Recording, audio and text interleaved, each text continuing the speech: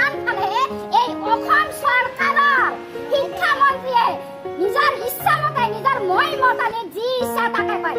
এই শেহতীয়াভাৱে শিক্ষামন্ত্ৰীয়ে কয় এই মধ্যাহ্ন ভোজনৰ কৰ্মীসকলক হেনো চৰকাৰীকৰণ নকৰে আৰু মধ্যাহ্ন ভোজনৰ কামটো ৰন্ধন কৰ্মীৰ সলনি মাতৃ গোটে হ'লেও কৰিব পাৰে।